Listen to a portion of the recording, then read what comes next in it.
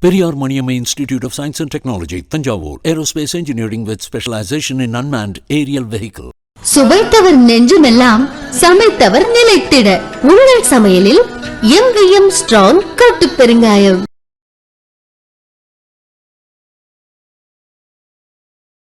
மின்னம்பலம் நேயர்களுக்கு வணக்கம். 2026 சட்டப்பேரவை தேர்தலுக்கான கூட்டணி வியூகங்கள் குறித்து இப்போதே தமிழக அரசியல் கட்சிகள் பேச தொடங்கிவிட்டன. அதற்கான வேலைகளையும் இறங்கிவிட்டன அப்படின்னு தான் நம்ம சொல்லணும். திமுக கூட்டணி உறுதியாக இருக்கிறதா? ஏன்னா சமீபத்தில் நிறைய நெருடல்கள் அதில் இருக்கிறதா அப்படிங்கிற ஒரு கேள்வி இருந்தது. ஏன்னா விசிகவுடைய தலைவர் தொல் திருமாவளவன் அவர்கள் கூட பேசியிருந்தார். நாங்கள் ஒற்றுமையாக தான் இருக்கிறோம், கூட்டணியை பிரிக்க நினைக்கிறார்கள் அப்படின்னு சொல்லியிருந்தாரு. அப்ப யார் அப்படிங்கிற ஒரு கேள்வி இருக்கிறது. இன்னொரு பக்கம் பார்த்தோம் அப்படின்னு சொன்னா அதிமுக பாஜக இவர்களுடைய கூட்டணி எப்படி அமைய போகிறது? நாம் தமிழர் கட்சியுடைய ஒருங்கிணைப்பாளர் சீமான் அவர்கள் தனித்து போட்டி அப்படின்னு சொல்லிட்டாரு. ஆக வருகிற 2026 5 முனை போட்டியா? அப்படி இருந்தால் அது யாருக்கு சாதகம்? இது போன்ற பல கேள்விகளை உள்ளடக்கி விவாதிக்க இருக்கின்றோம். அரங்கத்திற்கு வந்திருக்கிறார்கள் விருந்தினர்கள். இந்திய கம்யூனிஸ்ட் கட்சியின் திரு லெனின் அவர்கள், அரசியல் விமர்சகர் திரு கலை அவர்கள் மற்றும் வலதுசாரி சிந்தனையாளர் திரு எஸ் ஸ்ரீராம் அவர்கள். விருந்தினர்களுக்கு வணக்கம். முதல் கேள்வியை நான் லெனின் அவர்களிடமிருந்தே ஆரம்பிக்கிறேன்.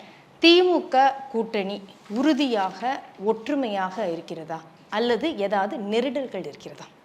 அந்த கூட்டணி உள்ள எங்கள் கட்சிகளுக்கு யாருக்கும் அந்த சந்தேகம் இல்லை. ஆனால் தொடர்ந்து நீங்கள் சொல்கிற மாதிரி 2026 சட்டமன்ற தேர்தலுக்கான வியூகங்கிற முறையில் சில யூகங்களை கிளப்பிக்கிட்டு இருக்கிறாங்க. அது உண்மை அல்ல. ஏன்னா இது கொள்கை ரீதியாக அகில இந்திய அளவில் இந்தியா கூட்டணி முகழ்ந்து பாஜகவுக்கு ஒரு மாற்று அரசியலை முன்வைக்கிற ஒரு திட்டத்தோடு தான் இது செயல்பட்டுக்கிட்டு இருக்குது. தமிழ்நாட்டை பொறுத்தவரை கடந்த சட்டமன்ற தேர்தலுக்கு முன்பே போராட்ட அணியாக இருந்து அப்புறம் சட்டமன்ற தேர்தல், அதுக்கு முன்னாடி நாடாளுமன்ற தேர்தல் எல்லாவற்றையும் கவனித்து தான் வந்திருக்கிறது. இப்போ இந்த கூட்டணி தொடர்ச்சியாக செல்ல வேண்டியதனுடைய அவசியமும் இருக்கிறது. இப்போ மாநில ஒன்றிய உறவுகள் அது இந்த காலத்தில் மிக மோசமாக சீர்கேடு அடைந்திருக்கிறது. மாநிலங்களின் உரிமைகள் கபலீகரம் செய்யப்படுகிறது. நீங்கள் ஒவ்வொன்றுக்கும் கவர்னர் அல்லது கவர்னர் மூலமான மத்திய அரசினுடைய தலையீடு என்பது தொடர்கிறது. இது எமர்ஜென்சி காலத்துக்கு முன்பு இருந்த நிலையை மீண்டும் ஞாபகப்படுத்துகிற விதத்தில் வருது. இன்னொன்று, ஜனநாயகத்தினுடைய முக்கியமான விழுமியங்கள், அந்த நான் சொல்வது நம்முடைய அரசமைப்பு சட்டத்தில் சொல்லப்பட்டிருக்கிற கூறுகள் ஒவ்வொன்றாக உடைக்கப்படுகிறது. பிளவு அரசியல் தான் இன்றைக்கு வெறுப்பு அரசியலாக உருமாறி வந்திருக்கிறது. இப்போ மத ரீதியாக சாதி ரீதியாக வன்மங்களை பரப்புவது இவையெல்லாம் நமது ஜனநாயகத்தில் எவராலும் ஏற்றுக்கொள்ள முடியாத விஷயங்கள். எனவே இந்தியாவினுடைய ஒற்றுமையை ஒருமைப்பாட்டை உறுதி செய்வதற்கு இந்தியா கூட்டணி ஒரு மாற்றணியாக நின்று தான் போராட வேண்டிய அவசியம் இருக்கிறது. தமிழ்நாட்டிலும் அதுதான். இப்போ தமிழ்நாட்டை பொறுத்தவரை என்னென்னா, இங்கே சமூக நீதி மண்ணும் கூட. இப்போ சமூக நீதி தொடர்ந்து சவால் விட்டப்பட்டு கொண்டே இருக்கிறது. சமீபத்தில் கூட உங்களுக்கு தெரியும், இந்த லேட்ரல் என்ட்ரி நேரடியாக மத்திய அரசின் மூலம் ஒருத்தர் 2 பேருக்கு போடலாம். அதாவது எக்ஸ்பர்ட்ஸ் யாரும் இல்லைன்னா சிறந்த அறிஞர்களை எடுப்பதற்கு ஒரு வழி. அதில் தான் மன்மோகன் சிங் வந்தார், அலுவாலியா வந்தார், இந்த மாதிரி சில பேர் வந்திருக்காங்க. ஆனால் ஒரே நேரத்தில் 45 பேரை எடுத்து அதில் இடஒதுக்கீடு அற்ற ஒரு போக்கு என்பது முன் எப்போதும் வந்ததில்லை. உருவாக்கப்பட்ட எல்லா வேலை வாய்ப்புகளிலும் இடஒதுக்கீடு என்பது விதி, அதுதான் சரியானது. இந்த 13 பாயிண்ட் விஷயத்தில் அதுதான் சொல்லப்பட்டிருக்கு. ஆனால் அது அப்பட்டமாக மீறப்பட்டது. நல்ல வேலையாக எதிர்க்கட்சிகள், இந்தியா கூட்டணியின் சார்பில் இருக்கிற எல்லோரும் அதை எதிர்த்தோம். என்டிஏவில் அங்கம் பெற்ற கட்சிகளை, அமைச்சராக இருக்கிற சிராக் பாஸ்வானிலிருந்து ஜேடியூவிலிருந்து தெலுங்கு தேசம்லாம் எதிர்த்த பிறகு அது கிடப்பில் போடப்பட்டது. உதாரணத்துக்கு சொல்கிறேன். இப்படி தாக்குதல்கள் ஒன்றன் பின் ஒன்றாக தொடர்ந்து கொண்டே இருக்கிறது. இங்கே தமிழ்நாட்டில் எடுத்துக்கிட்டிங்கன்னா கூட பிஎம் ஸ்ரீ பள்ளிகள், ஏன்னா மாநில அரசு ஏற்கனவே திட்டமிட்டு நடத்திக்கிட்டு இருக்கு. மாநில பள்ளிகளில் சில மாடல் ஸ்கூல், வேறு ஒன்றும் இல்லை, மாடல் ஸ்கூலாக ஆக்குனா அதுக்கான நிதியை நாங்கள் ப்ரொவைட் பண்ணுறோம், அதுதான். ஆனால் அதுக்கான நிபந்தனை என்ன? தமிழ்நாட்டில் எப்போதுமே 1967க்கு பிறகு மும்மொழியே இருந்ததில்லை. ஆனால் மும்மொழி திட்டம் வர வேண்டும். 2020 அந்த எஜுகேஷன் NEP இருக்குல்ல, new education policy, national education policy, அதை அப்படியே அடாப்ட் பண்ணணும், அதை ஏற்றுக்கொள்ள வேண்டும் அப்படின்ற ஒரு நிபந்தனை வைக்கப்படுகிறது. இப்போ இவற்றையெல்லாம் நீங்கள் தீர்க்க வேண்டும் என்று சொன்னால் அந்த அரசியல் அவசியம் உணரப்பட்டிருக்கிற காரணத்தால் தான் இந்த கூட்டணி பலமோடு இருக்கிறது. சரி, அப்ப மத்தியில பாஜக இருக்கு, அவங்களுடைய திட்டங்கள் அவங்களுடைய செயல்பாடுகள் தான் எங்களுக்கு பிரச்சனையா இருக்கு அப்படின்னா, மாநில அளவுல பார்க்கும்போது இங்க இருக்கக்கூடிய பிரச்சனைகள் உங்களுக்கு சரியானதாக இருக்குதா? மக்களுடைய நலன்கள், இப்ப மின் கட்டண உயர்வா இருக்கட்டும், இதை எதிர்த்தும் மார்க்சிஸ்ட் கம்யூனிஸ்ட் எல்லாம் போராட்டம் நடத்தியதுதான். நீங்கள் நடத்திருக்கீங்க. முத்தமிழ் முருகன் மாநாடுடைய தீர்மானம், அதுவும் ஒரு சாஃப்ட் இந்துத்துவாவை எடுக்குதா திமுக அப்படிங்கிற கேள்வி வந்தது. அடுத்த அரசு ஊழியர்களுடைய ஓய்வூதிய திட்டம், இது மாதிரி மாநில நலன் சார்ந்து இருக்கக்கூடிய பிரச்சனைகளும் இருக்கு. கம்யூனிஸ்டை பொறுத்தவரையும் இதற்கெல்லாம் முக்கியத்துவம் கொடுக்கக்கூடியது மக்கள் நலன் அப்படிங்கிறத நீங்க சொல்லுவீங்க. இப்போ யூனியன் அப்படிங்கிறதும் அங்க இருக்கக்கூடிய தொழிலாளர்கள் அவங்களுடைய கஷ்டமும் இருக்கும். அப்ப இதெல்லாம் நீங்க டேக்கிள் பண்ணிட்டு திமுக கூட்டணியோட போவீங்களா? அப்போ ஒன்று பாஜக தான் குறி, இங்கே இருக்கிறத அப்புறம் பார்த்துப்போம் அப்படின்னு விட்டுருவீங்களா? இல்லை, அப்படி இல்லை. எப்பயுமே கூட்டணி என்று சொன்னால் தனித்தனி கட்சிகள் இணைந்த ஒரு கூட்டணி தான். அதுக்கு சில குறைந்தபட்ச இலக்குகள், எல்லாவற்றிலும் எல்லா விஷயங்கள்லையும் ஒரு கட்சி மாதிரி இருக்குன்னா ஒரே கட்சி ஆகிடலாமே. அப்போ கருத்து வேறுபாடு என்பது இயல்பானது, அது மறுக்கவே முடியாது. இப்போ திராவிட முன்னேற்ற கழக ஆட்சிக்கு வந்த பிறகு இந்த 8 மணி நேர வேலையை 12 மணி நேர வேலையை ஆக்குனாங்க. அப்போ அது காத்திரமான எதிர்ப்பை நாங்கள் வெளிப்படுத்தினோம். பல இடங்களில் போராட்டங்கள் நடத்தினோம். ஏன், ஒரு கட்டத்துக்கு மேலே பார்த்தீங்கன்னா அவங்களுடைய எல்டிஎஃப் தொழிற்சங்கமே, எல்டிஎஃப் திமுகவுடைய தொழிற்சங்கமும் இணைந்து தான் அந்த போராட்டத்துக்கு வந்தது. அப்போ அதை உணர்ந்து முதல்வர் அதை திரும்ப பெற்றுக்கொண்டார். மின்கட்டண உயர்வை பொறுத்தவரை 2 விஷயத்தை நாங்கள் சுட்டி காட்டியிருக்கிறோம். மின்கட்டண உயர்வு 4.3% என்பதை ஏற்றுக்கொள்ளவே முடியாது. ஏன்னா இது ஏதோ சாதாரண மக்களுக்கு எதிரானது, இது பாதகம் இல்லை என்றெல்லாம் சொல்லுவாங்க. ஆனால் சிறு குறுந்தொழிலில் ஈடுபடக்கூடியவர்களுக்கும் அது பாதகமாக இருக்கிறது. இன்னொன்று, ஏற்கனவே உதய் மின் திட்டத்துக்கு போனதுனால அதில் வருகிற நிபந்தனை இருக்கிறது. ஒன்றிய அரசினுடைய நேரடியான நிபந்தனை அதில் இருக்குது. நீங்கள் எவ்வளவு பண்ணால் தான் நாங்கள் அதற்கான மானியத்தை தருவோம், உதவிகளை தருவோம் என்று சொல்லப்படுகிறது. அப்போ இந்த 2ம் அதில் இருக்கிறது. அப்போ இந்த மாநில அரசு அதை எஃபெக்டிவாக நீங்கள் எதிர்கொள்ளணும். ஒன்றிய அரசுக்கு எதிரான வினையாற்றுகிற அதே நேரத்தில் தமிழ்நாட்டு மக்கள் நம்மை நம்பி வாக்களித்தவர்களையும் நம்ம பாதுகாக்க வேண்டும். எனவே அந்த வகையில் நாங்கள் அதை ஏற்றுக்கொள்ள முடியாது என்று நாங்கள் ரொம்ப திட்டவட்டமாக சொன்னோம். அதுக்கான போராட்டங்கள் நீங்கள் சொன்ன மாதிரி களப்போராட்டங்கள் நடத்தணும், பல இடங்கள் நடத்தணும். இன்றைக்கி கூட நீங்கள் தெரியும் உங்களுக்கு, புதுச்சேரியில் மின்கட்டண உயர்வு எதிர்த்து எல்லாருமே சேர்ந்து போகிறோம். அப்போ அங்கே ஒரு நியாயம் இருக்குமேனால் அதே நியாயம் இங்கேயும் பொருந்தும். இல்லை, நான் என்ன கேட்குறேன்னா, கூட்டணின்னு வரும்போது இந்த மாதிரி விஷயங்கள்லாம் உங்களுக்கு ஒரு நெருக்கடியாக மாறுமா? திமுகவுடன் கூட்டணி வைக்கணும், மாநிலத்தில் இவ்வளவு பிரச்சனைகள் இருக்குது, இதெல்லாம் அவங்க சார்ட் அவுட் பண்ணலை, அதை மீறி திமுகவுடன் வைக்கணுமாங்கிற நெருக்கடி உங்கள் கட்சிக்குள்ளேயும் உங்கள் தொண்டர்களுக்குள்ளேயே வருமானு கேட்குறேன். சரி, இப்போ யார் ஆட்சிக்கு அந்த மின்கட்டண உயர்வே இருக்காதுன்னு யார் உறுதி சொல்ல முடியும்? ஒரு விஷயத்தை நம்ம புரிஞ்சுக்கணும். என்னதான் நம்ம மாநில உரிமைகள் பற்றி பேசினாலும் பல விஷயங்கள் ஒன்றிய அரசின் கீழே தான் இருந்து செயல்பட வேண்டிய அவசியம் இருக்கிறது. சரி, அப்படி உங்களுடைய கோரிக்கைகளை திமுக பரிசீலிக்கும், அதனால இந்த கூட்டணியில இருக்கிறோம். அதே சமயம் ஒன்றியத்தை தான் நம்ம எதிர்க்கிறோம் அப்படின்னு சொன்னா ஒரு ஆப்ஷன் ஏடிஎம்கேவும் இருக்கே, அதிமுக பக்கம் போறதுக்கு வாய்ப்புகள் இருக்கா? இப்பதான் பாஜகலேருந்து அதிமுக பிரிஞ்சு வந்தாங்க. 2026 தான் தேர்தல், இன்னும் காலம் இருக்கிறது. ஆனால் ஒன்றை நாங்கள் உறுதியாக சொல்கிறோம், திராவிட முன்னேற்ற கழக கூட்டணியில் ஒரு கொள்கை அடிப்படையில் நாங்கள் நிற்கிறோம். இந்த அடிப்படைகளில் அதிமுக செயல்பட தவறியது என்கிற எங்களுடைய பொதுவான குற்றச்சாட்டும் இருக்கிறது. உதாரணத்துக்கு எடுத்துக்கிட்டிங்கன்னா, இங்கே மின்கட்டண உயர்வை எதிர்க்கக்கூடியவர்கள் பாஜகவினுடைய பெட்ரோல் அல்லது டீசல் உயர்வு கட்டண உயர்வுக்கோ அல்லது கேஸ், நம்ம எரிவாயு, சமையல் எரிவாயு உயர்வுக்கோ என்றைக்கும் குரல் கொடுத்ததில்லை. அப்போ நாங்கள் அதையும் எதிர்க்கிறோம், இவர்கள் செய்கிற போதும் எதிர்க்கிறோம். அப்போ இதில் எங்களுக்கு சந்தேகம் இருக்கிறது. எனவே அந்த அடிப்படையில் பார்க்குற போது நிச்சயமாக அதற்கான வாய்ப்பு இதுவரை இல்லை. அந்த நிலையில் தான் இந்த கூட்டணி இன்டாக்டாக இருக்கிறது, ஒரு கொள்கை அடிப்படையில் இருக்கிறது, மாநில உரிமைகளுக்காக சமூக நீதிக்காக தொடர்ந்து களமாடி கொண்டிருக்கிறது, அது தொடரும்.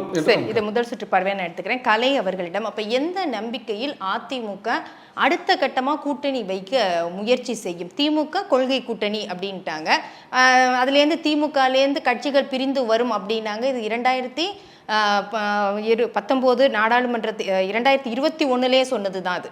அப்போ ஒவ்வொரு கட்டமாக வரும்னு காத்திருக்கா அதிமுக? எந்த நம்பிக்கை? இல்லை, கூட்டணிகளில் மாற்றம் எப்பயுமே வர்றது சாதாரண நிகழ்வு. அது அப்படியே என்றைக்குமே எந்த கூட்டணியும் ரொம்ப காலம் ஒன்றா பயணித்தது இல்லை. அதுதான் வரலாறு, தமிழக வரலாறு. அவங்க கூட்டணியிலேருந்து எதிர்பார்க்கலாம், இந்த கூட்டணி உடைஞ்சா கொஞ்சம் பேர் நம்ம பக்கம் வருவாங்கன்னு எதிர்பார்க்குறது ஒன்றும் தவறு கிடையாது. அதே மாதிரி பாஜகலேருந்து சில பேர் வரலாம், அந்த கூட்டணியிலேருந்து கூட எதிர்பார்ப்பாங்க. நீங்க எப்படி வருவாங்க? அதிமுகவை நம்பி வருவாங்களா? எல்லா கட்சிகளும் ஒவ்வொரு கூட்டணியில் போய் இருக்கிறாங்க, சங்கமமாக இருக்கிறாங்க.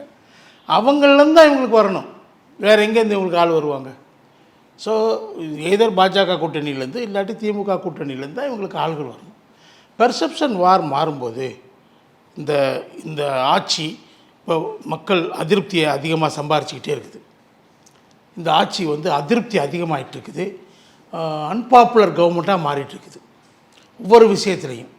அதனால் இவங்க என்ன நினைப்பாங்க, அதுக்கு எதிராக திமுக தொடர்ந்து போராடிக்கிட்டே இருக்குது. அதிமுக தொடர்ந்து போராடிக்கிட்டே இருக்கிறாங்க, ஒவ்வொரு கட்டத்துலையும் போராடிக்கிட்டே இருக்கிறாங்க. அவங்களுக்கு ஒருங்கிணைப்பு சிறப்பாக இருக்குது, அதில் ஒன்றும் சந்தேகம் கிடையாது. நாடாளுமன்ற தேர்தலில் பின்னடைவை அவங்க சம்பாதித்திருந்தாலும் அவங்கள்ட்ட ஒருங்கிணைப்பு கட்டமைப்பு சரியாக இருக்குது. அது யாராவது ஒருத்தர் கூட அந்த கட்சியிலேருந்து போகலையே நாடாளுமன்ற தேர்தல். அது வந்து என்ன, இவங்க சரியான முறையில கையாளுறாங்க. அந்த ஆன்டி இன்கம்பன்சி இருக்கும் இல்லையா, மக்களுடைய இவங்க தாங்க கையாளுறாங்க, வேற யாராலும் கையாள முடியாதுங்க. எந்த விதத்துல இவங்க எல்லாத்துலையும் இவங்க நடத்துகிற போராட்டங்கள் இந்த ஆட்சியை நடுங்க வைக்குது. கள்ளக்குறிச்சி விஷயத்தை எடுத்துக்கோங்க, கடுமையாக போராடினாங்க இந்த போதை கலாச்சாரத்துக்கு எதிராக. அவங்க தான் பரவலாக தமிழகம் முழுவதும் போராடக்கூடிய கட்சி. அதுதான் அதுக்கு வாய்ப்பு இருக்கிற கட்சி ஒன்று திமுக இல்லாட்டி அதிமுக தான். தமிழகம் முழுவதும் அந்த பிரச்சாரத்தை எடுத்துகிட்டு போக முடியும், போராட்டத்தை எடுத்துகிட்டு போக முடியும். அதை அவங்க செய்கிறாங்க. எப்படி செய்யலைன்னு சொல்கிறீங்க? மத்திய அரசாங்கத்தோட கூட்டணியில் இருந்தப்போ சில விஷயங்களில் பாரதூரமாக இருந்திருப்பாங்க, அது இயற்கை. யூபிஏல இருந்த திமுக பாரதூரமாக தான் இருந்தாங்க. கம்யூனிஸ்டுகள் அப்படி தான் இருந்தாங்க. இந்த ஓல்டு பென்ஷன் ஸ்கீமு எடுக்கப்பட்டு நியூ பென்ஷன் ஸ்கீம் வந்தப்போ அந்த ஆட்சியில் கம்யூனிஸ்டுகள் இருந்தாங்களே, பங்கு பெற்றாங்கள்ல, இல்லைன்னு சொல்ல முடியுமா? இருந்தாங்கல்ல.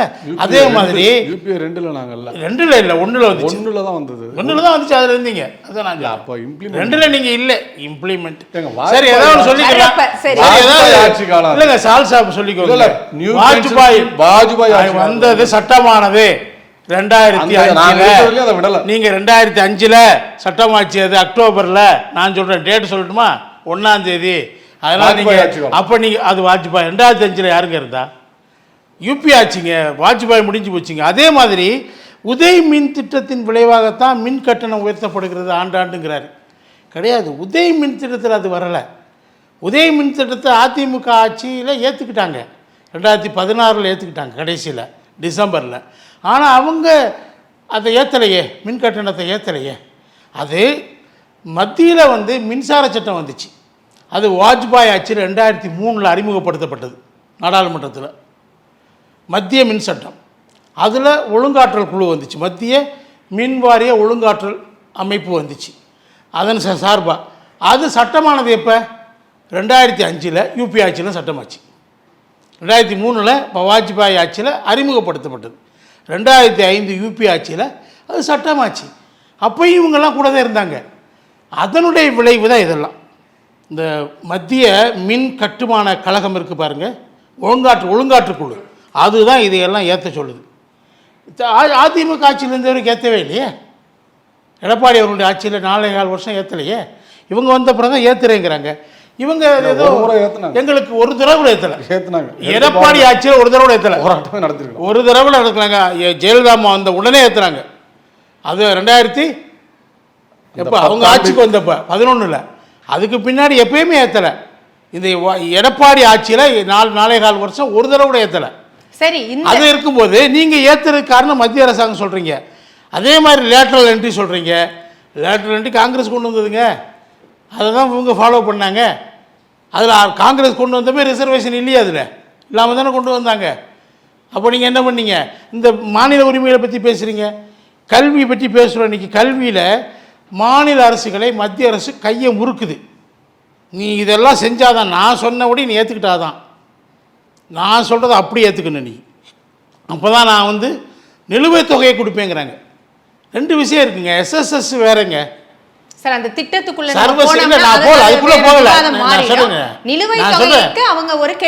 அது வந்து எதுக்கு நிலுவைத் தொகை? எஸ்எஸ்எஸ்க்கு. அது ஏற்கனவே போட்ட ஒப்பந்தத்தின்படி தர வேண்டியது. இந்த பிஎம் ஸ்கூல்ஸுங்கிறது, ஸ்பெஷல் ஸ்கூல்ஸுங்கிறது இது இப்போ புதுசாக வருது. இதை ஏற்றுக்கிட்டாதான் அதை தருவேன்னு சொல்கிறதுல என்ன நியாயம் இருக்குது? அது ஏற்கனவே போட்ட ஒப்பந்தத்தின்படி அந்த பணத்தை கொடுக்கணும்ல. அது ரெண்டையும் இணைக்கிறது தவறுங்கிறது நானும் ஒத்துக்கிறேன். சரி, இவ்வளவு நெருக்கடியிலையும் திமுக அரசு இங்க ஆட்சி நடத்திக்கிட்டு இருக்குங்க. அதனால திமுக அரசு இருக்கிறோங்கிறாங்க. அதிமுக எதை நம்பி அவங்க வருவாங்க? அதிமுகவுடைய தேர்தல் பெர்செப்ஷன் மாறும்போது அதிமுக நோட்டி வருவாங்க. அதுதான் என்ன நம்பிக்கைன்னு கேக்குறேன். நம்பிக்கையில வருவீங்க. திமுக ஏற்கனவே கடந்த தேர்தலில் 10% வாக்குகள் இழந்திருக்காங்க. குறைந்த ரெடியூஸ்டு மார்ஜின்ல தான் ஜெயிச்சிருக்காங்க. சதவீதம் வேண்டாம், சதவீதம் ஒரு பக்கம் இருக்கட்டும். முடிவு என்ன? நமக்கு வெற்றியா தோல்வியா சீட்டா அது கன்வெர்ட் ஆகுதான்னு எதை நம்பி அவங்க வருவாங்க? எதை நம்பி கட்சிகள் வருவாங்க? அதிருப்தி அடைய திமுக வேணாம்னா அதிமுக தான் சரின்னு வருவாங்க. திமுக எல்லா இடத்துல வைக்கக்கூடியது அவங்க யாரை வச்சு பார்ப்பாங்க? அதிமுக தான் வச்சு பார்ப்பாங்க. சரி, ஸ்ரீராம் அவர்கள்ட்ட அப்ப திமுக இல்லை அப்படின்னா அதிமுக, திமுக வெர்சஸ் அதிமுக, தமிழ்நாட்டுல களம் இதுதான். இதை நீங்க மாற்றணும் அப்படின்னு ஒவ்வொரு முறையும் முயற்சி பண்றீங்க, கடைசியில் அது தோல்வியில தான் முடியுதா? மாறிடுச்சு ஆல்ரெடி. இன்னும் மாற்றணுன்ட்டுலாம் எண்ணங்கள் ஆல்ரெடி மாறியாச்சு. மக்கள் ஒரு 3 வருஷமாக விடியலை நம்பி ஓட்டை போட்டு இப்போ இருட்டில் உட்காந்துருக்காங்க. நிச்சயமாக இந்த 2024 தான் அவங்க 26 தான் அவங்களுக்கு உண்மையான விடியல். நிச்சயமாக நீங்கள் சொல்கிற மாதிரி இந்த எலெக்ஷனில் வரும்போது அலையன்ஸ் கூட்டணி வந்து அதிமுகவுக்கும் திமுகவுக்கும் முக்கியமாக தேவை. பாஜக மக்கள் வந்து ஒரு ஆல்டர்னேட் பார்ட்டியாக இப்போ நிச்சயமாக பாஜகவை நோக்கி பார்க்குறாங்கன்றதுல மாற்றுக்கிறது இல்லை. அது ஒரு கூடுதல் ப்ரெஷர் அதிமுக இன்றைக்கி ஒரு ஒரு வலு இழந்த ஒரு கட்சியாக தான் பார்க்குறேன். எப்படி பார்க்குறீங்க? 4 பீஸாக இருக்காங்க. அது ஒன்றும் ஒன்றுபட்ட அதிமுகன்றது இல்லை. எத்தனை பேர் இருக்கிறாங்க அது வேற. இன்னைக்கு அது வலுவிழந்த ஒரு அதிமுக. ஸோ வலுவிழந்த அதிமுகவை நம்பி மக்களும் போக மாட்டாங்க. இன்னைக்கு இருக்கக்கூடிய திமுகக்குள்ள இருக்கக்கூடிய கூட்டணி கட்சிகளும் போக மாட்டாங்க. போகிற இடத்துல தான் வெற்றி பெறணும், போனால் வெற்றி நிச்சயம் என்று நினைச்சாதான் போவாங்க. வலுவிழந்த அதிமுக எங்கே போவாங்க? ஆனால் இங்கே ஒரு நிச்சயமாக ஒரு ஒரு ஆளுகின்ற எந்த கட்சி ஆண்டாலும் அதற்கு ஒரு ப்ராப்பர் செக்காக இருக்கக்கூடிய ஒரு இன்னொரு கட்சியை, மாற்று கட்சியை மக்கள் நிச்சயமாக இன்றைக்கி பார்க்க போகிறாங்க. அது பாஜக மூலமாக நீங்கள் அதை பார்க்க தான் போகிறீங்க. ஏன்னா பல விஷயங்க நீங்கள் இன்றைக்கி சொன்ன மாதிரி இன்றைக்கி வந்து எலக்ட்ரிசிட்டி நீங்கள் சொன்ன வாக்குறுதிகளில் நீங்கள் முக்கியமாக ஹீரோன்னு சொல்லக்கூடிய ஒரு வாக்குறுதியை நீங்கள் நிறைவேற்றலை. நீங்கள் எல்லாருக்குமான 1000 ரூபாய் எல்லாருக்கும் நீங்கள், அப்புறம் தகுதி வாய்ந்த பெண்கள் நீங்கள், நகைக்கடன் எல்லாருக்கும் தள்ளுபடி நீங்கள், கல்விக்கடன் எல்லாருக்கும் தள்ளுபடி நீங்கள், கேஸ் மானியம் 100 ரூபா தருவேன் நீங்கள், எலக்ட்ரிசிட்டி பில் மாதம் தருவேன் நீங்கள். இதெல்லாம் தாங்க முக்கியமான அன்றாடம் மக்களை வந்து அது பாதிக்கக்கூடிய விஷயம். அதுல நீங்க ஒண்ணுமே பண்ணாமையா 2024 40க்கு 40 வாங்கி இருக்கு திமுக கூட்டணி. அதாவது அரித்மெட்டிக் வேற, இந்த தேர்தல் அரித்மெட்டிக்ன்றது வேற, உண்மையான ஒரு நிலைமை என்பது வேறு. இதெல்லாம் அவங்களுக்கு எம்பி கிடைத்ததுனாலேயே தமிழ்நாடு மக்கள் எல்லாரும் அவங்களுக்கு ஓட்டு போடலை. அது அந்த வாக்கு வங்கியினால் வரக்கூடிய சீட்டோட பெனிஃபிட்டே தவிர, இதே அதிமுகவும் ஒருவேளை பாஜகவும் ஒன்று சேர்ந்திருந்தால் அவங்க எவ்வளோ சீட் வாங்கியிருப்பாங்கன்னு அவங்களுக்கும் தெரியும். இங்கே அதிமுக இங்கே பாஜக எல்லாம் பிரிந்திருப்பது தான் திமுக கூட்டணிக்கு ஒரு மிகப்பெரிய ஹீரோ யாருன்னு பார்த்தீங்கன்னா அவங்க இல்லை ஹீரோ. வலுவிழந்த அதிமுகவும் பாஜகவும் பிரிந்ததுனால் ஆளுகின்ற இந்த ஒரு கூட்டணி ஒன்றும் நல்லது பண்ணிடல மக்களுக்கு. வேற வழி இல்லை, அதனால அவங்க ஆட்சியில் இருக்காங்களே தவிர வேற ஒன்றும் இல்லை. ஏன் நமக்கு தெரியாது. இன்னைக்கு இப்படி இருந்தாலும் 2026 நம்ம எதுக்கு பல்லக்கு தூக்கிக்கிட்டே இருக்கணும் இந்த 2 திராவிட கட்சிகளுக்கும் அப்படின்னு சில அங்கே கூட்டணியில் இருக்கக்கூடிய கட்சிகள் யோசிக்கலாம். எங்களுக்கு வந்து இனிமேல் நீங்கள் டிசைட் பண்ணாதீங்க, உங்களுக்கு 2 சீட் தான் தருவோம், 1 சீட் தான் தருவோம்னு அதிமுகவை ஒரு ஆப்ஷனாக காட்டக்கூடிய கட்சிகளும் இன்னைக்கு திமுக கூட்டணி கட்சியில் இருக்குது. நீங்கள் விசிகே நீங்கள் பார்த்தீங்கன்னா நீங்கள் சொன்ன மாதிரி இந்த முருகன் இவர்களுடைய ட்ராமா ஒன்று மாநாடு பண்ணாங்களே, நம்ம முருக பக்தர்களான மாதிரி, அதுக்கு வந்து விசிகே கடும் எதிர்ப்பு தெரிவிச்சிருக்கு. இல்ல அந்த தீர்மானத்துக்கு சொன்னாங்க, அதுக்கான பதிலும் சொல்லிட்டாங்க. அதுக்கப்புறம் சொல்லுவாங்க. உண்மை முதல்ல வர்றதாங்க உண்மை. அப்புறம் சப்ப கட்டுறது வந்து கோச்சி கூடாது. சரி, கூட்டணியில இருந்தாலும் அவங்களுக்கு எதிர்ப்பு இருக்கு அந்த இடத்துல அப்படின்னா காட்டுறாங்கல்ல, அது பெரிய விஷயம் தானே. அந்த எதிர்ப்பை அங்க அதிமுகவோ பாஜகவோ கையில் எடுக்கிறத விட வீரியமா கூட்டணிக்குள்ளே எடுத்துட்டு போறாங்கல்ல, அது பெரிய ஜனநாயகம் இல்லையா? என்டிஏலையும் அந்த ஜனநாயகமா பார்க்காம என்டிஏல மட்டும் ஏன் அது பாஜகவுக்கு எதிர்ப்பா பாக்குறீங்க?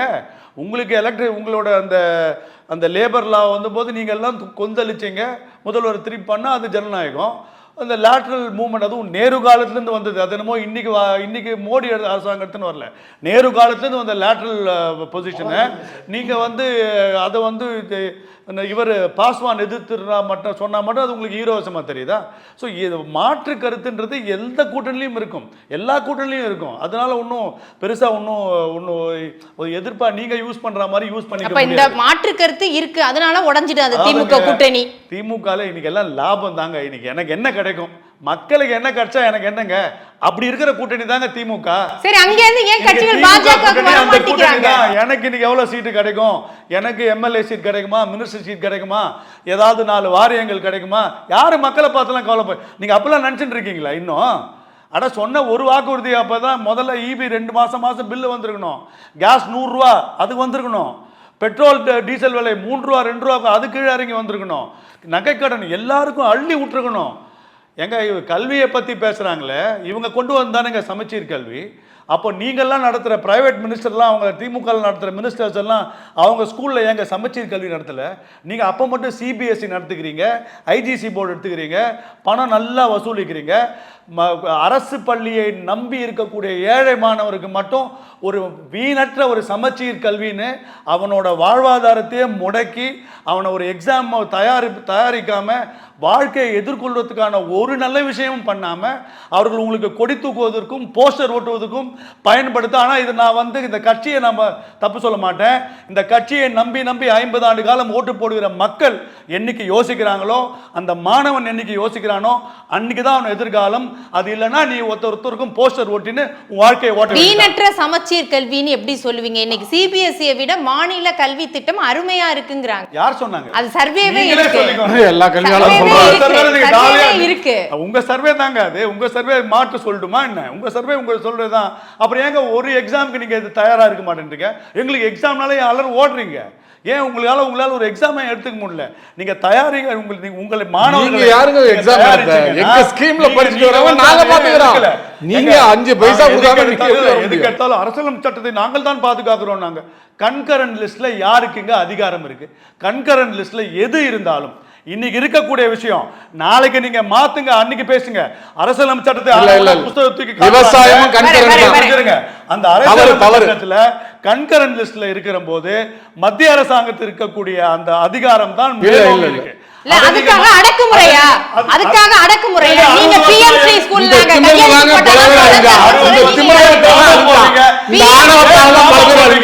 அது அங்க போய் மாத்திருக்க. நீங்க PMC ஸ்கூல் எங்களோட கொள்கையாச்சே, சமூக நீதியாச்சே.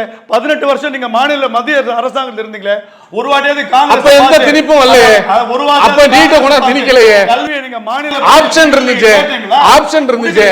எங்க நீ காவேரி மேலாண்மை வார ஆரியத்தை நீங்க அந்த தீர்ப்பையா நீங்க வெளியிடாம தமிழக மக்களுக்கு செஞ்ச துரோகம் உங்களுக்கு தெரியும். பாஜக செஞ்ச துரோகத்தை தான் சொல்லி ஜெயிலா இருக்காங்க.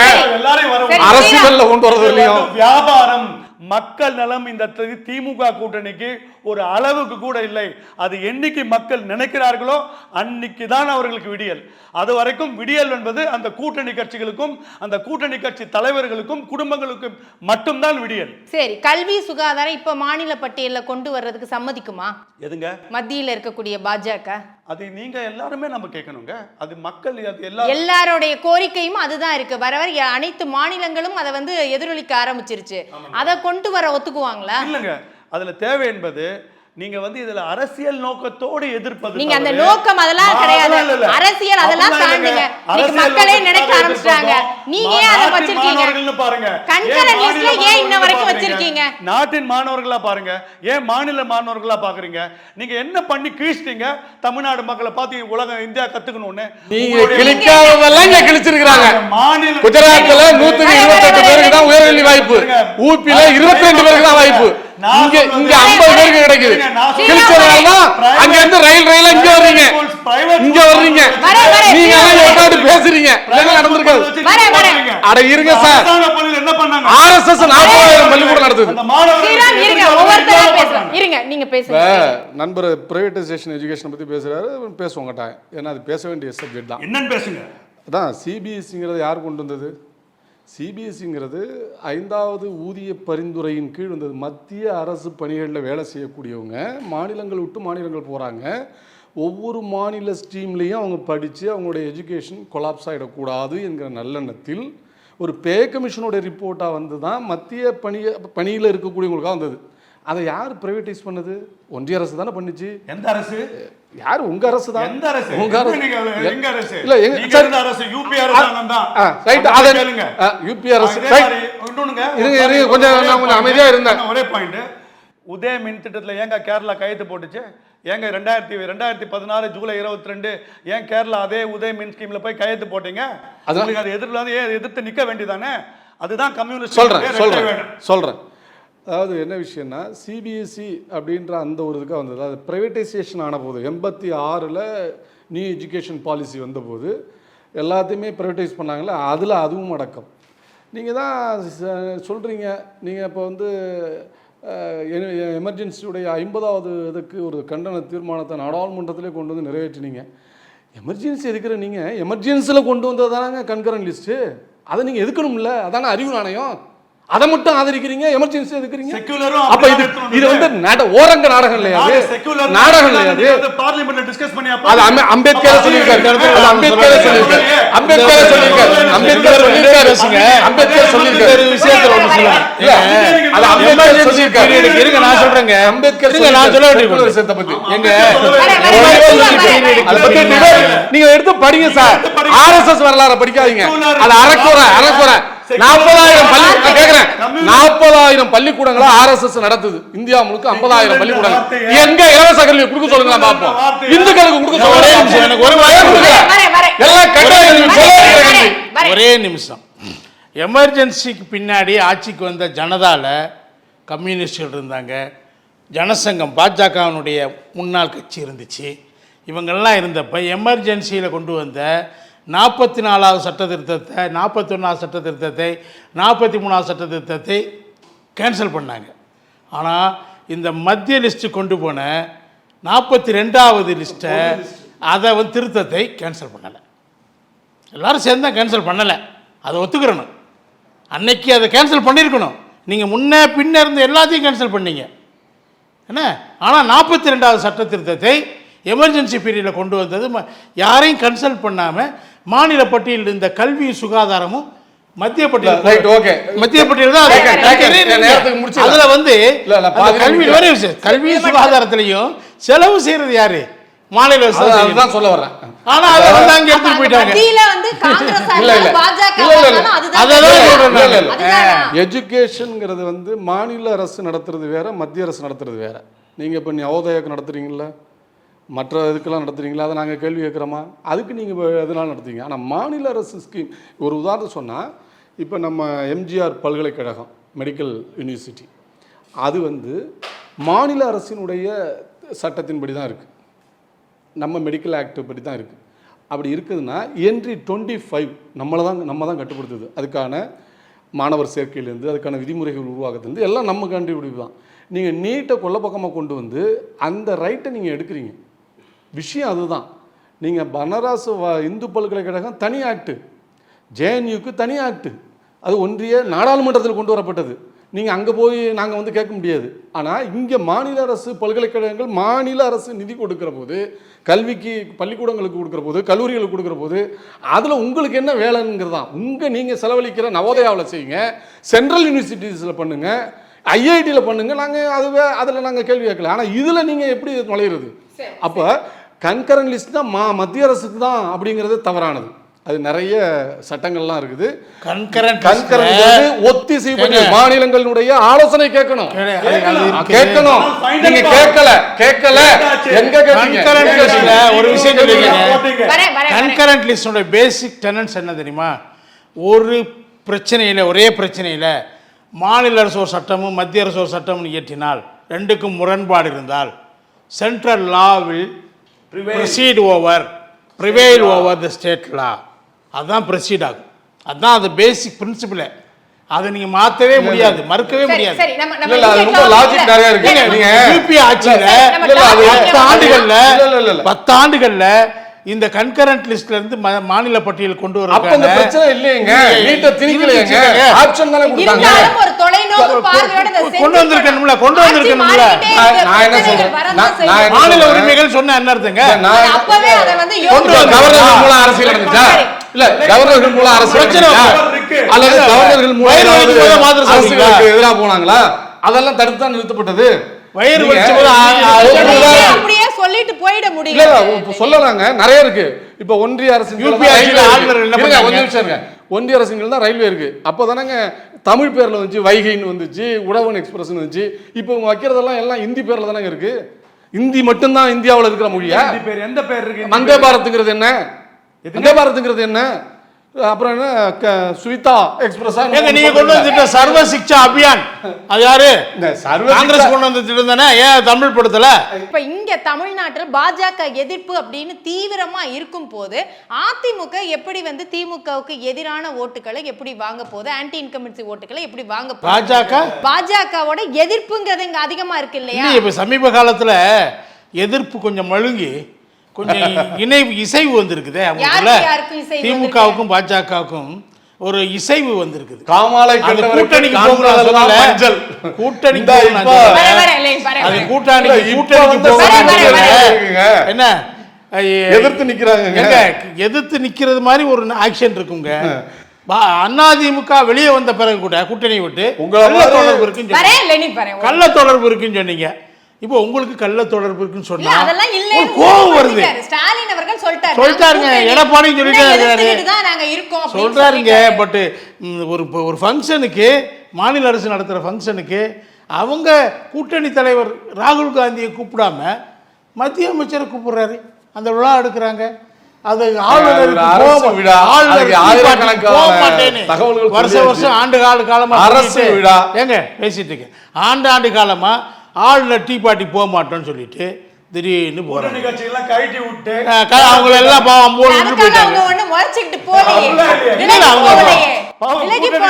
வந்து அவருக்காக போகாம இருந்தாங்க. அவர் வந்து ஜாலியா உட்கார்ந்தாரு.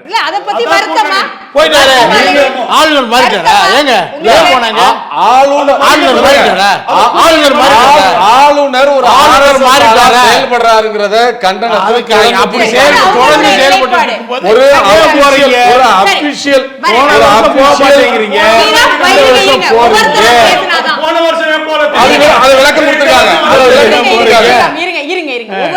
முருகனுக்கு விழா எடுக்கிறீங்க, சர்வதேச விழா என்ன, முத்தமிழ் முருகனுக்கு விழா எடுக்கிறீங்க. பெரியார் இப்ப அவர் சவக்குழியில அவர் திரும்பிக்கிறாரு. இந்து சமய அறநிலைத்துறை சார்புல நடத்தக்கூடியதுக்கு தலைமை யார் தாங்கண்ணா? யார் துவக்கி வச்சது? மாநில முதல்வர் போய் தோஞ்ச அரசு. எங்க மதச்சார்பின்மை என்பது அரசையும் மதத்தையும் பிரித்து வைப்பது தான் மதச்சார்பின்மை கோட்பாடு. அதுதான் என்ன, நீங்க அரசு எடுத்த விழாதாங்க அது. பாஜக முன்னாள் வீரமணிக்கு திராவிட கழக வீரமணி தோத்துருச்சு.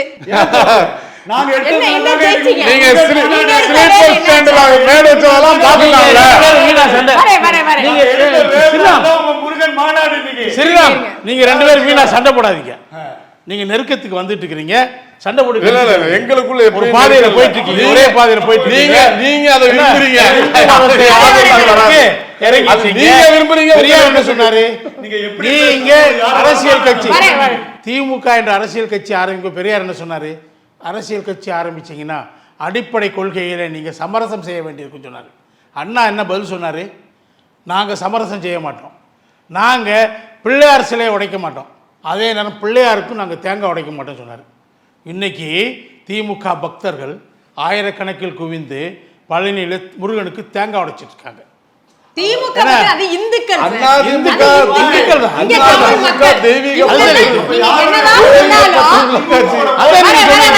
என்னதான் சொன்னாலும் அந்த 90 கோடி இந்துக்கள் ஓட்டு போட்டு இன்னைக்கு திமுக ஆட்சியில இருக்கு. அதான் 90 என்னதான் பிரிவு 90% என்னதான்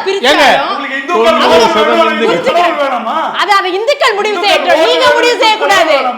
நீங்க முடிவு செய்யக்கூடாது. மக்கள் புரிஞ்சு வச்சிருக்காங்க.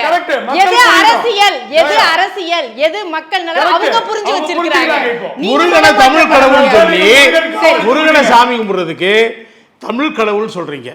அவர் ரவிக்குமார் நான் சொல்ல வேண்டியதில்லை. விடுதலை சிறுத்தைகளுடைய பொதுச் செயலாளர் ரவிக்குமார் என்ன சொல்லியிருக்காருன்னா, முருகனை எந்த காலத்தில் எவ்வளோ காலத்துக்கு முன்னாடியோ இந்து கடவுளாக மாற்றியாச்சு. சிவன் பார்வதியினுடைய பையன் கணேஷுடைய தம்பின்னு சொல்லி அவங்க கதையை மாற்றியாச்சு. அது வடநாட்டிலெல்லாம் முருகனுக்கு கோயில் எடுத்து எழுப்பியாச்சு. அதனால் நீங்கள் இனிமே முருகனை நீங்கள் ஏதோ சாமி கும்பிடணுங்கிறதுக்காக தமிழ் கடவுள் சொல்லி ஒரு ஒப்பனையை செய்ய வேண்டிய அவசியம் இல்லைன்னு சொல்லியிருக்கிறார். அவர் சொன்னாரு. அதற்கு பிறகு ஒற்றுமையா இருக்கிற எங்களை உடைக்க பாக்குறாங்க. அது வேற, ஒற்றுமையா இருக்க வேண்டிய அவசியம் வேற. கேட்டார் இல்லையா, நீங்க என்ன ரெண்டு விஷயம் இருக்குங்க. உங்களை நம்பி வருவாங்களா கூட்டணி? கொள்கை ரீதியாக முரண்பட வேண்டிய இடத்துல விடுதலை சிறுத்தைகள் சரியாக முரண்படுகிறார்கள், வீர தீரத்தோட முரண்படுகிறார்கள். ஆனால் அதே சமயத்தில் அரசியல் லாபத்திற்காக கூட்டணி விட்டு வரமாட்டாங்க. நான் சொல்றேன் அதுதான் இது இரட்டை நிலை. முதலாளி இப்படி சொல்றாங்க, அடுத்த நாள் ஒரு தலித் தமிழகத்தின் முதலா என்ன அதிமுக கொடுக்க முடியல. அதிமுக நம்ப மாட்டேங்கிறாங்களா? நம்ப வேணாங்க. அதிமுக மக்கள் நம்புறாங்க. இவங்க யாருங்க நம்புறதுக்கு? அப்ப தனிச்சு நிப்பாங்களா? தனிச்சு நின்னால் பெர்செப்ஷன் பேட்டில்ல அவங்க வின் பண்ணுவாங்க. 2016ல மோடி எதிரி என்ற ஒரே வார்த்தையில தான் இவங்க ஒன்றிணைந்திருக்கிறாங்க.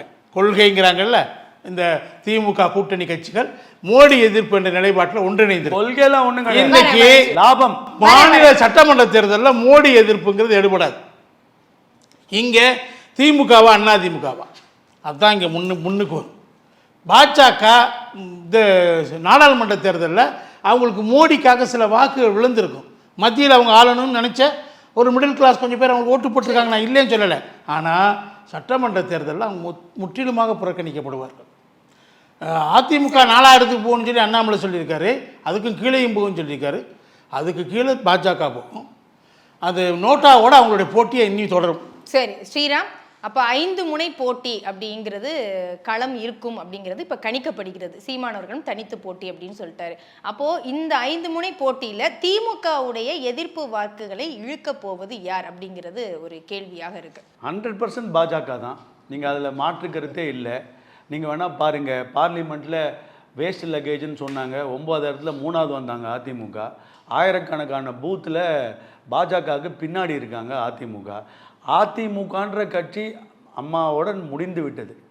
அது இனிமே அந்த அதிமுக மிக மிக பலம் வாய்ந்த கட்சி, மாற்று கட்சி அப்படிலாம் இன்னைக்கு இல்ல. அம்மாவோட முடிந்த கட்சியோட ஏன் போய் அடுத்து கூட்டணி வச்சீங்க? நாங்க கேட்கவே இல்லை. டெய்லி அதுக்கு பாஜக வச்சாங்க. இன்னைக்கு கூட்டணியை உடைச்ச எடப்பாடி மேல எல்லாம் பாஜக கடும் கோபத்தை காட்டுறாங்க. நான் என்ன கேக்குறேன், அப்ப நீங்க அண்ணாமலை விட்டுட்டு திமுகவை தானங்க டெய்லி எதிர்க்கணும். ஏங்க இன்னும் அண்ணாமலை சொல்லி ஏதாவது பேசிட்டே இருக்கிறாரு. காத்தால எந்திரிச்சில இருந்து சாயங்காலம் வரைக்கும் முன்னாள் முதலமைச்சர்லேருந்து இந்நாள் தொண்டர்கள் தலைவர்கள் வரைக்கும் அண்ணாமலை அவர் இங்கிலாந்து போனா என்ன, அமெரிக்கா போனா என்ன, இங்க நீங்க நடத்துற ஆட்சியை பத்தி பேசுங்களேன். உங்களுக்கு அண்ணாமலையே மைண்டுக்கு வருது. ஏன்னா உங்களுக்கு அண்ணாமலை பானையில ஓட்ட அண்ணாமலை முதல்வரை பார்த்து 2 கோடி தொண்டர்கள்னு சொல்ற கட்சியில வாக்கு வாங்கினது பார்லிமெண்ட்ல 87 லட்சமோ 89 லட்சம் தான். அப்போ 1.2 crore தொண்டர்கள் எங்க போனார்கள்? அந்த கட்சியை விட்டு போனார்கள் என்பதுதான் இது வாக்கு மூலம். ஸோ மாநிலத்திலையும் அதிமுகவை நம்பினால் நமக்கு சரியில்லை என்பதை மக்கள் புரிஞ்சுக்கிறாங்க. நீங்க நிச்சயமாக பாருங்க, பாஜகவோட கூட்டணி வாங்கக்கூடிய வாக்குகளோட அதுக்கு பின்னாவ வந்தால் அதிமுக தான் வருமே தவிர பாஜகவுக்கு முன்னாடி நிச்சயமாக வராது. பாஜக அதிமுகவை தான் பின்னாடி தள்ளணும். திமுகவை அப்படியே வச்சிருப்பீங்க. அது அமித்ஷா பிளான். அது சைடு ரிசல்ட்டே தவிர இலக்கு திமுக அடிப்பதுதான். அதுல சைடு ரிசல்ட் இந்த அதிமுக ஏன் தக்குரின்னு சொல்லி முதல்வர் சொல்லுவாரா? அண்ணாமலை ஏன் சொல்லல? முதல்வரை திமுக தான் எதிரினா முதல்வர் தற்குறின்னு சொல்லிருப்பாரா? அண்ணாமலை சொல்ல தைரியம் இருக்கா அவருக்கு? அண்ணாமலை மட்டும் எடுத்துருங்க, நாங்க ஓடி வருவோம் அப்படிதான் அவங்க பேசுற துனியா. திமுக அவங்க எதிரினா யோசிக்கணும். திமுக அவங்க எதிரினா அதிமுக இன்னைக்கு தடமாறுகிறது. ஏனால் அந்த அண்ணாமலை தான் அந்த அதிமுகவில் ஓட்டையை போட்டு விட்டார். ஸோ அதிமுக ஒரு பலமிழந்த கட்சி. அதை நம்பிலாம் பாஜக இனிமே போகாதுங்க. அவரை சர்வதேச அரசியல் படிக்க அனுப்பிச்சாச்சு. முடிஞ்சிச்சுல்ல. நான் வர்றேன். 2 விஷயம். முருகனுக்கான ஒரு விழா. எங்களை பொறுத்தவரை முருகன் தமிழ் பண்பாட்டில் ஒரு முக்கியமானவர் தான். பல இடதுசாரி ஆய்வாளர்கள், குறிப்பாக ஈழத்தை சார்ந்த கைலாசபதியாக இருக்கலாம் அல்லது சிவத்தம்பியாக இருக்கலாம், இது குறித்து நிறைய முருக வழிபாடு குறித்து நிறைய ஆய்வு நூல்கள் எழுதியிருக்காங்க. முதலில் தமிழ் பண்பாட்டில் இது சம்பந்தமாக கொண்டு வந்தது இடதுசாரிகளாக தான் இருக்கிறோம். ஆனால் நீங்கள் இவர் சொன்னது மாதிரி தான், அது இன்றைக்கு இந்து மத வழிபாட்டின் ஒரு அங்கமாக இருக்கிறது. அரசு ஒரு மதச்சார்பற்ற அரசுங்கிற முறையில் அதை நடத்தியது சரியில்லை. நாங்கள் கண்டிச்சிருக்கிறோம். சிபிஎம்மும் கண்டித்திருக்கிறது, விடுதலை சிறுத்தைகளும் கண்டித்திருக்கிறது. அதில் நீங்கள் கவனமாக இருக்க வேண்டும் என்பது தான் காங்கிரஸ் கட்சியும் கூட ஓரசாரமாக அதை சொல்லியிருக்கிறார்கள். இது இப்படியே போகும்னாக்கா இது நல்ல அறிகுறியாக இருக்காது. இப்போ தேவை என்பது தமிழ்நாட்டு இளைஞர்களுக்கு நிறைய வாய்ப்புகளை தர வேண்டும். அதற்கான வேலைகளை நம்ம செய்யணும் அப்படிங்கிறதான் எங்களுடைய இதாக இருக்குது. இப்போ நண்பர்கள் 2 பேரும் பேசுனது, இப்போ பாஜக ரொம்ப வளர்ந்துட்டுன்னு நினைக்கிறாரு. இப்போ அதுக்கு கடந்த நாடாளுமன்ற தேர்தலில் கிடைத்த வாக்குகள் நான் என்ன பார்க்குறேன், அவங்க 11% அப்படின்றாங்க. ஆனால் இது ஒரு ஃபால்ஸ் கிளைமாக நான் கருதுகிறேன். ஏன்னா இப்போ சிறைச்சாலையில் இருக்கிற ஒரு தேவநாதன் யாதவ் தனியாக நின்று வாங்கிய ஓட்டுகள் பாஜக சின்னத்தில், அதே போல் ஜான் பாண்டியன் பாரிவேந்தர், இங்கே வேலூரில் இவர் ஏசி சமூகம், இந்த மாதிரி நபர்கள் அநேகமாக திரு அண்ணாமலையும் ஏற்கனவே அதிமுகவிலிருந்து அங்கே சென்றிருக்கிற நயினார் நாகேந்திரன் அவருக்கு தனிப்பட்ட செல்வாக்கு. இந்த 2 பேரை தவிர நீங்கள் பார்த்தீங்கன்னா மீதி எல்லாமே தனித்த நபர்களை கட்சியாக காட்டிக்கொண்டு வளர்ந்ததாக காட்டுவதற்கான ஒரு ஏற்பாடை நீங்கள் செஞ்சு தான் அதை பண்ணியிருக்கிறீங்க. இது நாடாளுமன்றத்துக்கு 40 தொகுதிங்கிறப்போ வரும். 240 தொகுதி 234 தொகுதின்னு வரும்போது அவ்வளோ பேரை நீங்கள் கண்டறிந்து அவ்வளோ பேரை நீங்கள் திருப்திப்படுத்தி சீட்டும் கொடுக்க முடியாது, வாக்குகளும் வாங்க முடியாது. அப்போ உண்மை தெரிந்துவிடும். 2வது விஷயம், பாஜக திமுக எதிர்ப்பு தாராளமாக ஜனநாயக வாக்கு வங்கி சொல்லிடுங்களேன். தமிழ்நாடு எங்கள் வாக்கு வங்கி எங்களுக்கு தெரியும். நாங்கள் டால் கிளைம் பண்ணல. ஆனால் நாங்கள் டால் 1% சொல்லுங்க.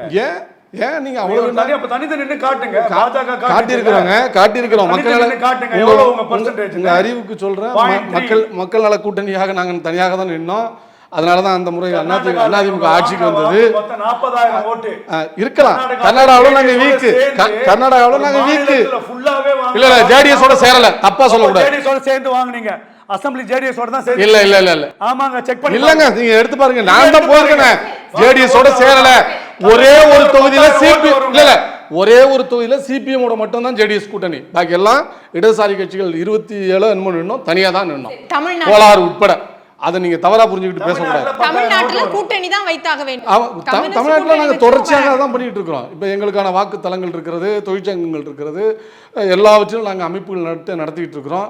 சிரமத்தோடு தான் அந்த பணியை செய்து கொண்டிருக்கிறோம். ஒரு கருத்தியல் வலிமையும் எங்களுக்கு இருக்கிறது. அதை வைத்து தான் இன்றைக்கி நாங்கள் எங்களுடைய அரசியலை மேற்கொண்டுகிட்டு இருக்கோம்.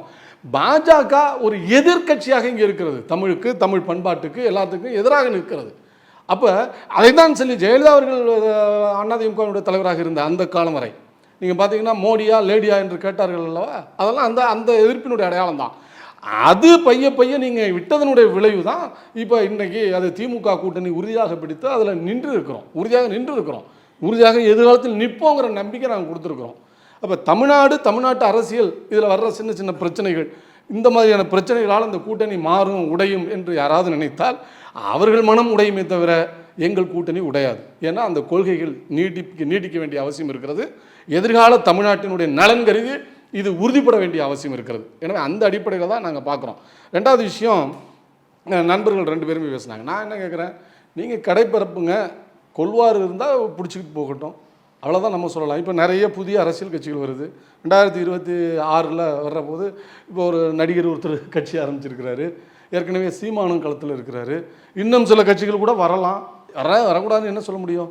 எதாக இருந்தாலும் தமிழ் சமூகத்தில் ஒரு ஜனநாயகபூர்வமாக உங்கள் கொள்கைகளை எடுத்து சொல்லுங்கள். நாங்கள் காத்திரமாக எங்களுடைய கருத்துக்களை சொல்கிறோம்.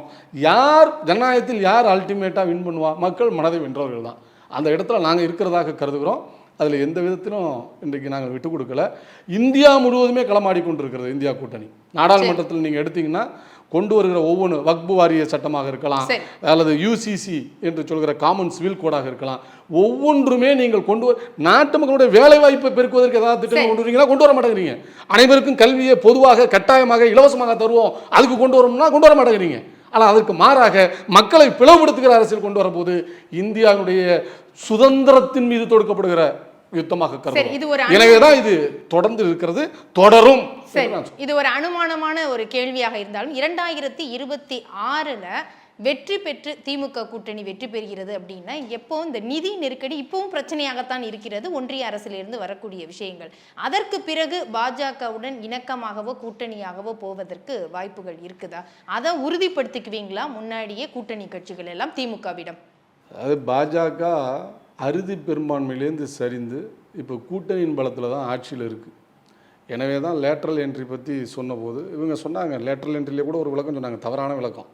காங்கிரஸ் பீரியடில் ஒவ்வொருத்தரை போடுவாங்க, ஒருத்தரோ 2 பேரோ போடுவாங்க, நிதித்துறையிலையோ இதுலையோ அல்லது விவசாயத்துறையில. இப்போ 53 பேர் இருக்காங்க, மொத்தம் 63 பேர் போட்டிருக்காங்க. அந்த 53 பேர்ல ஒரு தலித் இல்லை, ஒரு பழங்குடி இல்லை, ஒரு பிற்படுத்தப்பட்டவன் இல்லை. எனவே தான் இப்போ அறிவு மட்டும் வேற குறிப்பிட்ட சமூகத்துக்கு சொந்தமானதா பேசுவோமா? அதை சரி, நான் கேட்ட கேள்விக்கு சுருக்கமாக பதில். நீங்க அப்படிதான் ஒரு நிமிஷம், செபியினுடைய தலைவரை நீங்க அப்படிதான் கொண்டு வந்தீங்க. உலகமாக ஃப்ராட். செபி இன்னைக்கு என்ன நிலையில இருக்கு? ஒன்றிய அரசை பத்தி தனியா விவாதம் கண்டிப்பா வச்சுக்குவோம். அதானி அம்பானி எல்லாம் தனியா பேசுங்க. கலை நிறைவு கருத்து நீங்க பேசுங்க, நேரம் குறைவா இருக்கு. இவங்க புது புது விஷயங்களை கடைசி நேரத்தில் கிளப்புறாங்க. இப்ப ஹிண்டன்பர்க்கு போகல, அதை பத்தி என்னுடைய கருத்து ரொம்ப இருக்குது. அதனால அதெல்லாம் சொல்லலாம் வேண்டியதுல டைம் கிடையாது. அதுக்கெல்லாம் நம்ம தலைப்பு வந்து இன்னைக்கு எங்க மாநில உரிமைகள் கான்ஸ்டிடியூஷன் இந்த ரெண்டையும் இந்த அரசு பாதுகாக்கல. அதே சமயம் முன்னாடி இருந்த காங்கிரஸ் ஆட்சியும் பாதுகாக்கல. 97 முறை தேர்ந்தெடுக்கப்பட்ட மாநில அரசுகளை கவிழ்த்த ஆட்சி தான் காங்கிரஸ் ஆட்சி.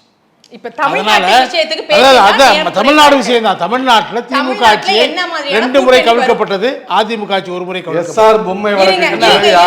பண்ண முடியாது, வேற விஷயம். இல்லாட்டி பாஜகவை தொடர்ந்து இருப்பாங்க.